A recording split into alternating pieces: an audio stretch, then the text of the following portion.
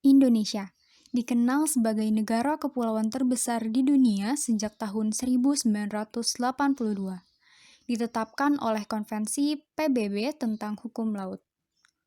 Luas wilayah perairan Indonesia mempengaruhi aktivitas yang ada di Nusantara. Sebagian besar penduduk pesisir berprofesi sebagai nelayan. Perlu diketahui, kecelakaan kapal di Indonesia sering terjadi akibat beberapa faktor, seperti cuaca, nahkoda, dan muatan kapal. Sebagai contoh, berdasarkan berita Kompas TV pada tanggal 10 Maret 2021, telah terjadi kecelakaan kapal di Probolinggo pada tanggal 8 Maret tahun 2021. Hal ini terjadi ketika penangkapan ikan dengan menggunakan jaring, namun ketika menarik jaring, kapal tiba-tiba miring dan tenggelam. Kami, dari kelompok 13, menggagas sebuah alat peringatan serta monitoring muatan dan keseimbangan kapal guna meminimalisir kecelakaan pada kapal. Selaras, alat pendeteksi berat dan keseimbangan kapal. Latar belakang dari adanya alat ini yaitu, seperti yang kita ketahui, Indonesia merupakan negara dengan lautan yang cukup luas, sehingga rata-rata penduduk pesisir berprofesi sebagai nelayan. Nelayan-nelayan ini tentunya memiliki kapal, namun tidak semuanya memenuhi standar operasional keselamatan kerja yang tepat. Sehingga masih banyak ditemukan kasus kecelakaan kapal, salah satunya yaitu mengenai kelebihan muatan ataupun kemiringan kapal yang tidak sesuai. Kemudian, belum ditemukan perangkat atau alat yang dapat menunjukkan jumlah beban muatan kapal serta kemiringan kapal sekaligus. Lalu, untuk rumusan masalah sendiri terbagi menjadi dua. Yang pertama, bagaimana penerapan teknologi instrumentasi kelautan untuk meminimalisir kecelakaan kapal. Yang kedua, bagaimana desain alat serta cara kerja alat pendeteksi kelebihan muatan kapal dan kemiringan kapal. Sedangkan untuk tujuannya sendiri, yang pertama, menerapkan teknologi instrumentasi kelautan untuk pembuatan alat yang dapat membantu meminimalisir kecelakaan kapal, terlebih untuk kelebihan muatan dan kemiringan kapal.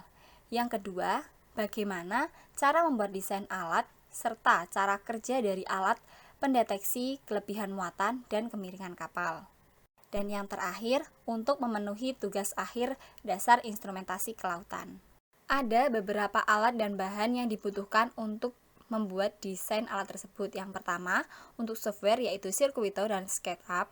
Kemudian untuk hardware sendiri ada Arduino Uno berbasis microcontroller ATmega 328, sensor berat HX711, sensor giroskop MPU 6050, LCD, potentiometer, buzzer, dan LED.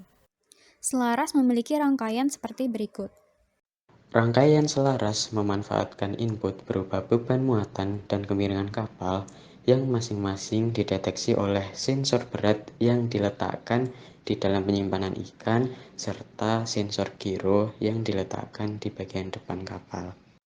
Beban muatan dan kemiringan kapal yang berlebih akan terdeteksi oleh masing-masing sensor, kemudian akan tertampil di LCD dan buzzer serta LED akan menyala sebagai indikator bahwa kapal berlebihan muatan serta memiliki kemiringan yang cukup membahayakan bagi kapal.